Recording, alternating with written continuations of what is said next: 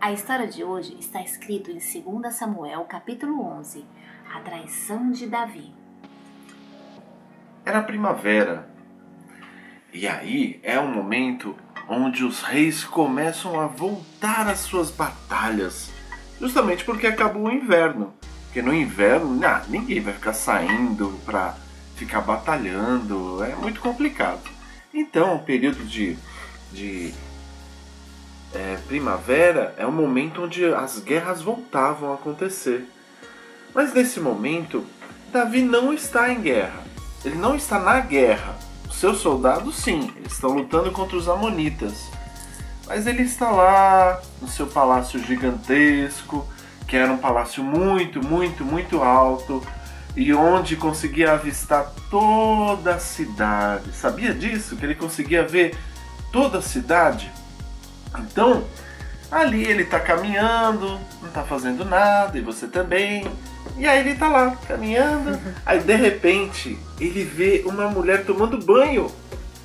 Nossa! E ele começa a avistar a mulher tomando banho. E ela está tomando banho. E ela era muito, mas muito, mas muito, muito, muito, muito bonita. E aí ele perguntou lá para um dos oficiais dele: "E quem é aquela mulher?" Aí o oficial disse: ela é a Betseba, mulher de um dos seus principais soldados, Urias, o Hitita. Ele é um super mega blaster soldado seu. Mas ele nem quis saber do soldado, ele quis saber da mulher. Ele queria tanto aquela mulher que ele falou: "Tragam ela pra mim." Aí mandou o soldado ir lá buscar ela. E aí foi colocada a roupa nela. Ela colocou a sua roupinha, ela se trocou, e nisso Davi, ele está muito ansioso porque ele quer aquela mulher de qualquer jeito. Mas nossa, ela é casada, mas o seu desejo pecaminoso ardia no seu coração. Ele queria aquela mulher de qualquer jeito. E aí ela vem sem saber por quê. Aí ela chega diante do rei. E aí o rei a toma e fala: hoje você vai ser minha. E ele toma ela e leva ela pra cama. E traiu o Urias.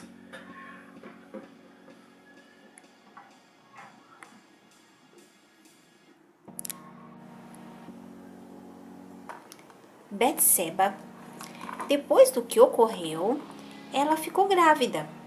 E aí, ela resolveu fazer uma carta. Ela estava desesperada, porque estava grávida do rei Davi. Fez uma carta e mandou o seu servo entregar para o rei. E aí, quando o rei lê que ela está grávida, ele fica apavorado. Agora eu tenho que resolver isso, mas já sei. Eu sou um cara muito esperto e eu sei como resolver esses problemas. Vou fazer assim: eu vou mandar com que Urias venha pra cá e assim ele vai com a sua mulher. Isso mesmo, é isso que eu vou fazer. Então ele pensou: eu vou falar com Urias e vou falar: Urias, tudo bem? Como que tá a vida aí na batalha? Como que tá a batalha? Rei, tá bem, mas ele nem quis ouvir o que o Urias falou. Na verdade ele falou assim: Urias, faz o seguinte, vai descansar, vai pra sua casinha, vai com a sua esposa e pronto, fica lá. Pronto, você resolve, você fica com a sua esposa, tá bom? Só que aí, o que aconteceu? Urias, ele ficou na porta do palácio. Ele não foi pra casa. E aí, quando ele soube disso, ele falou: Urias, conta aqui, rapaz. Eu soube que você não foi pra casa. Como que eu iria pra casa, meu rei? Todo mundo está na batalha. Os homens estão em tendas. A arca está lá. Ora, eu estou lutando por você, meu rei. E por Deus. Então, eu me sentiria um traidor se eu fosse para minha casa. Quando Davi ouve essas palavras, ele fica tão mal. Mas, ao mesmo tempo, o pecado que ele fez foi tão horroroso que ele queria resolver o pecado, ele queria esconder o pecado. Então ele pensou assim: eu vou embriagar esse homem. Ele bêbado, ele vai fazer qualquer coisa que eu pedir. E ele vai, embebeda ele fica até um pouco bêbado, fica zonzo, mas mesmo assim ele não vai para casa. E aí Davi tem uma ideia muito pior. Ele fala assim: quer saber? Ele escreve uma carta, Davi vai, escreve uma carta, e justamente para quem? Para que o Urias fosse morto. É isso mesmo. Ele escreveu uma carta para que Urias fosse colocado na frente da batalha e ficasse desprotegido. E sabe quem levou a carta? Foi o próprio Urias. Ele fechou a carta, deixou bem fechadinha e falou: Urias, entregue para o seu comandante, o Joabe. Aí ele foi e entregou. Rei, sim. Ele entrega a carta da própria morte. Que horror! E Joabe, quando lê, Joabe era um homem muito esperto. Ele percebeu que Davi estava aprontando algo. E aí ele faz o combinado e deixa o coitado do Urias ali sozinho na batalha. Ele morre. E aí Urias morre. E aí ele manda um recado através de um outro homem, mas um recado não escrito dessa vez, mas falado, que é justamente falando que Urias tinha morrido. Mas Joabe, ele fez até uma coisa bem engraçada. Ele falou assim: manda dizer para o rei as seguintes palavras: da mesma forma que o filho de Gideão foi morto por uma mulher. E ele usa esses termos justamente para que Davi soubesse que Joabe tinha sacado a estratégia de Davi. Ele fala: uma mulher jogou um tijolo e matou o filho de Gideão no muro, assim também os seus soldados foram mortos, principalmente Urias. Então ele foi e levou essa mensagem. E aí, quando Davi ouviu essas palavras, era como se ele só tivesse ouvido Urias morreu, porque ele não quis nem saber de quem os outros que morreram. E sabe quem morreu? Foram soldados muito fortes que morreram. Então Davi não se importou nem com seus próprios soldados. E aí ele ainda fala uma palavra muito estranha. Ele fala assim: não fique preocupado com isso, pois a espada não escolhe a quem deve devorar. Reforce o ataque à cidade até destruí-la. Então, ou seja, ele fala palavras de totalmente desprezo. Mas, diante de tudo isso, Deus sabe de todas as coisas e não se agradou do que Davi fez.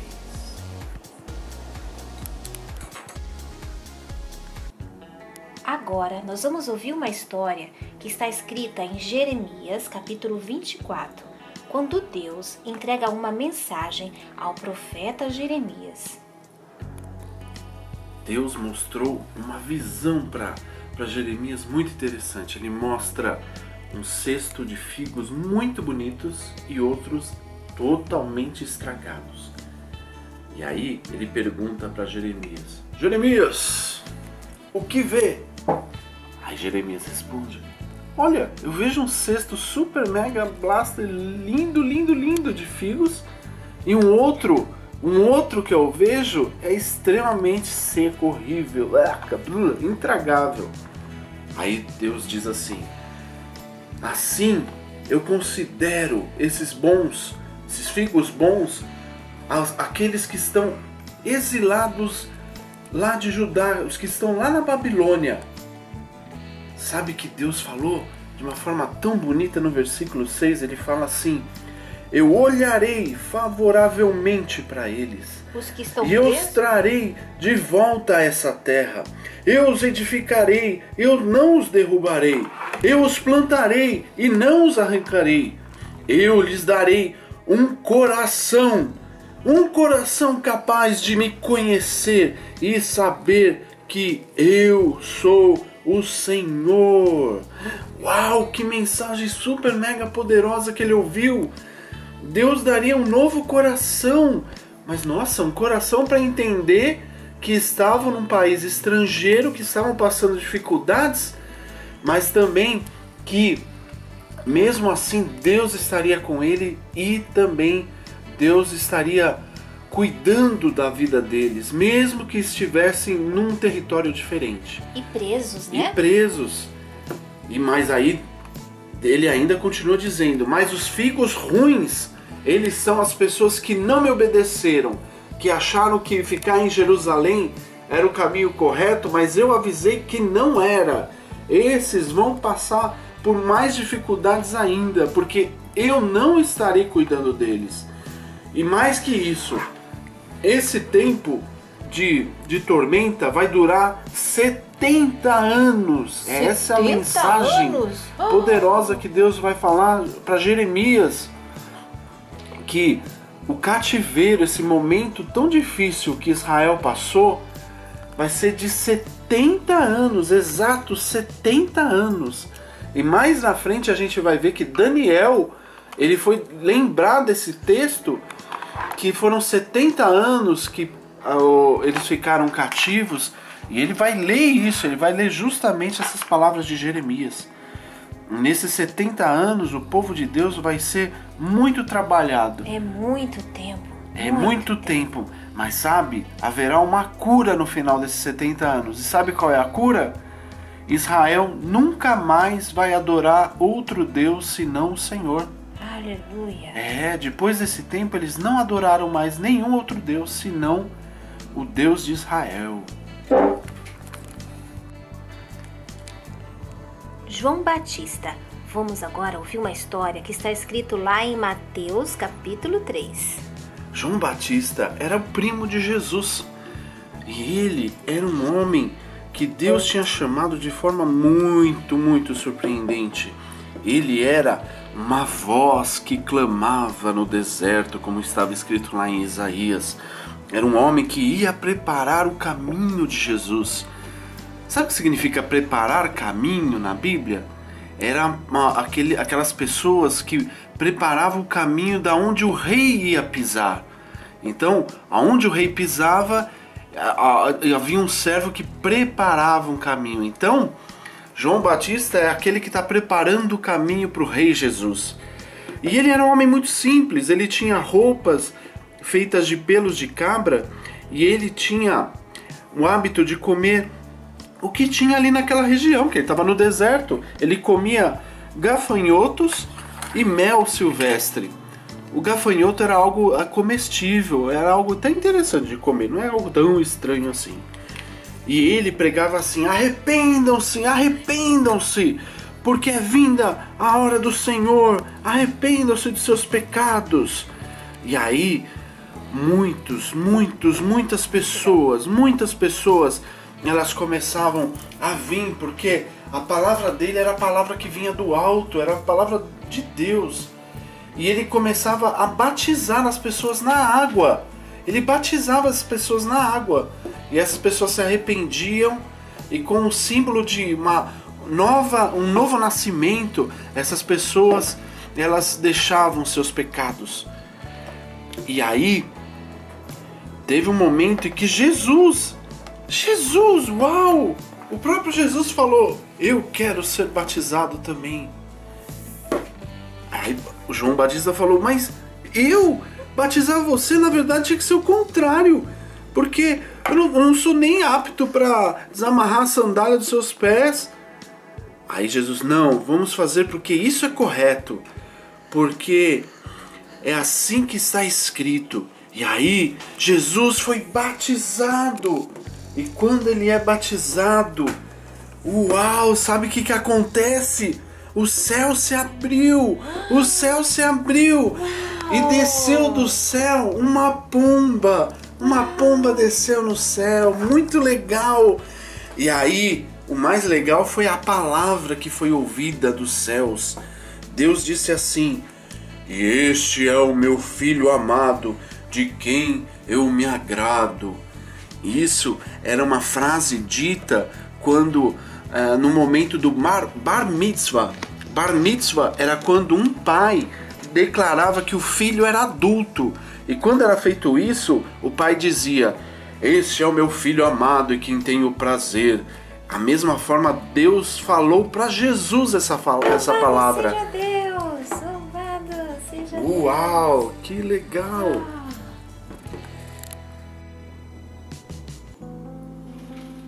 A tentação de Jesus. Vamos ouvir uma história que agora está escrito lá em Mateus capítulo 4. E Jesus, ele é levado pelo Espírito Santo para ser tentado. Não foi o diabo que levou Jesus. Foi o Espírito Santo que levou ele ao deserto. Olha que deserto terrível, tenebroso. Ele leva ele lá. E lá Jesus ficou 40 dias e 40 noites sem comer. Uau, quanto tempo, meu Deus, e sem beber. E aí, nesse meio tempo, o diabo vem. E ele faz uma proposta para Jesus e diz assim: se você é filho de Deus, mande essas pedras, essas aqui, ó, essa aqui grandona, olha, dá um baguetão, hein? Faz transformar num baguete. Olha que pãozão, dá um pão italiano, hein? Que delícia! E aí, Jesus fala: nem só de pão viverá o homem, mas de toda a palavra que procede de Deus. Jesus citou Deuteronômio capítulo 8, versículo 3. Aí o diabo ficou doido. Aí sabe o que o diabo fez? Levou Jesus lá pra cima. Uau! Jesus foi lá pra cima, bem no alto. E ele olhou a cidade santa, Jerusalém. E ele viu toda a glória. E aí o diabo falou assim pra ele: olha, está escrito. E ele dará ordens aos seus anjos a seu respeito, e com as mãos eles segurarão, para que não tropece em pedra nenhuma. Sabe o que o diabo estava falando para Jesus? Estava falando para ele se jogar Pula, Jesus, daqui, pula, justamente Jesus. Porque os anjos iam pegar ele. Cadê o anjo aqui? Ia pegar, e o anjo pegava e não ia acontecer nada com Jesus. Pula, Jesus, os anjos pegam você. Mas vai lá. Aí, e sabe o que é engraçado? Que o diabo estava usando um texto bíblico. E o diabo conhece a Bíblia? Conheço. E como conhece? Ele citou Salmo 91, versículo 11 e 12. Ele conhece muito bem a Bíblia. E aí, Jesus, Vai, que Jesus. conhece o sentido de todas as palavras da Bíblia, ele falou assim: também está escrito, não ponha à prova o Senhor seu Deus. Isso está escrito em Deuteronômio capítulo 6, 16. E aí, o diabo não ficou satisfeito. Ele falou: agora eu vou pegar ele. E depois ele levou para um lugar, uau, super mega lindo. E esse lugar, Jesus viu toda a glória de todo o planeta. Ele viu todas as coisas. Ele viu a Torre Eiffel, ele viu a Torre de Pisa, ele viu a Estátua da Liberdade, ele viu o Cristo Redentor, ele viu tudo, toda a glória de todos os tempos. Tudo seu. E aí ele fala: tudo isso eu te darei, tudo. Tudo seu. Só basta que você se prostre diante de mim, se prostre, me adore. E aí, o que Jesus disse? Retira-se de mim, Satanás. Retira-se da minha frente, Satanás. Porque está escrito: adore o Senhor, o seu Deus, e só a Ele preste culto. Deuteronômio capítulo 6, versículo 13. Jesus só citou a Bíblia. Uau!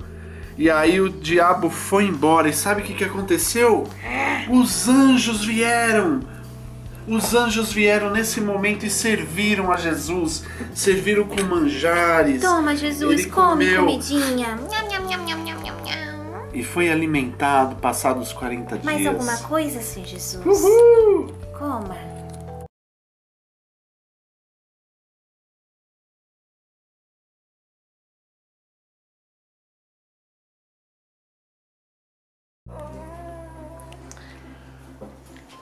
Bom dia, crianças, tudo bem com vocês?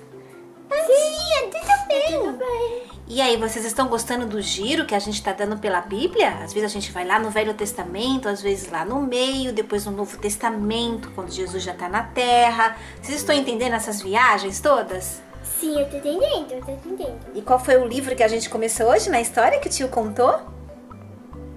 Foi Segundo Samuel. Isso mesmo. E o que estava escrito lá em 2 Samuel, Rebeca? Você lembra da história? Lembra do rei Davi? O que aconteceu? Que o rei Davi traiu o melhor amigo dele, um dos melhores soldados. Foi, ele fez isso muito mesmo. malvado. É muito malvado, né? Eu não entendo, eu fiquei decepcionado. Semana passada ele fez algo super legal, ajudando um amigo, o filho lá descendente do Saul. E agora, hoje ele fez isso. Tô muito decepcionada, que coisa feia. Pra mim ele era amigo de Deus. Por que ele fez isso, tio? Ele fez isso, sabe por quê? Por quê? Sabe por quê? Sabe? Porque ele é pecador igual eu e você. Porque o pecador, a gente é pecador, então se a gente deixar o pecado tomar conta da gente, a gente vai fazer cada vez pior. É o que aconteceu com ele. Ele foi tentado. Sabe o que é tentação? É quando é uma coisa assim que a gente vê o desejo, começa a desejar muito, você quer muito aquilo, aí faz qualquer coisa para conseguir aquilo. Isso é uma tentação, e mesmo sabendo que tá errado, que não deveria, você vai lá e faz. Isso é uma tentação. Todo mundo pode passar por isso. E Davi passou, mas ele pagou caro por isso, viu? A história vai continuar semana que vem. Vocês vão ver como foi que Deus descobriu e chegou nele depois. Não foi assim tão fácil não, viu? Tem uma história aí. Mas então, e a outra parte da história? Vocês lembram? Você lembra, Esther? Qual foi a outra parte? A outra parte foi a de Jeremias? É, essa mesma, do profeta Jeremias, né? Sim. E o que foi que aconteceu lá na história? Bom, da visão do figo! Isso mesmo. Como é que foi, Esther? o Jeremias teve uma visão de um figo bom e um figo ruim. E o figo bom dava pra comer? Sim, dá. Figo ruim é muito nojento. E o ruim não dava pra comer. E tinha uma mensagem aí. Você lembra qual foi a mensagem? Não lembra? Não lembro. Então, a mensagem do figo bom significava aquele povo que obedeceu à profecia e aceitou ser levado como escravo para Babilônia. Eles obedeceram a Deus, estava escrito, o profeta foi lá e falou que isso ia acontecer. Só que teve uns que ficaram. Então, esses que ficaram era o povo que simbolizava o figo ruim. E os outros que foram eram as pessoas que simbolizavam o figo bom. E por que, tio, tudo isso? Porque era da vontade de Deus que o povo fosse tratado. Tanto é que Deus falou que ele ia dar um novo coração para eles. Aqueles que foram lá para Babilônia, sabe o que aconteceu com eles? Por quê? Eles nunca mais adoraram nenhum outro Deus. Porque o motivo de eles terem ido para Babilônia foi porque eles adoravam outros deuses. Aí lá eles aprenderam, tio? Aprenderam. Porque foi o próprio Deus que deu a eles um novo coração. E que demorou 70 anos, né? Muito Então, 70 anos. Então, às vezes a gente passa por problemas, por tribulações, por aflições. E isso não quer dizer que a gente não é escolhido do Senhor. O figo bom foi esse povo que estava lá preso e cativo, mas eles eram os escolhidos por Deus. E os outros que não foram, que ficaram lá e que não quiseram obedecer, eles eram as pessoas que o Senhor não tinha escolhido para tratar. Então Deus escolhe os seus. Mesmo se a gente estiver passando por problemas difíceis, saiba que Deus está tratando a gente, está cuidando da gente, quer nos ensinar alguma coisa. A Bíblia diz. Muito legal. E a outra parte da história? Qual foi a última? Quem lembra? Foi... Qual foi, Pedro? Quer dizer, João? Qual foi, João? Foi... João Batista. Lá em Mateus, capítulo 3. Foi a sua passagem, João. O João Batista foi batizado. O que você acha dessa passagem? Não, ele não foi batizado, ele foi batizador. Ah, é? Ele batizou Jesus, é verdade. Ele batizou muitas pessoas, ele era um homem que vivia no deserto, lá da Judéia, e ele pregava o arrependimento. E que ele pregava de que viria o Messias. Ele estava preparando o caminho de Jesus. Isso que eu ia falar, ele preparou o caminho, ele ia lá, falava tudo, contava tudo. Até achavam que ele que era Deus. É verdade. Aí o povo, quando Jesus chegou, todo mundo já estava sabendo dele, porque o João Batista preparou tudo. Ele era o cara, né? Muito legal. E o último foi a tentação de Jesus. A gente falou da tentação Essa parte foi demais. A gente falou da tentação de Davi e agora a gente vai falar da tentação de Jesus. Foi. E a diferença qual foi de Davi e Jesus? Que Jesus existiu. É, porque ele é Deus, ele é santo e puro. Nunca fez nada de ruim. E aí o diabo tentou como a Jesus? De várias formas. Foram 3, né? A primeira foi qual mesmo? Com pão. Pedra, ele falou para transformar pedra em pão.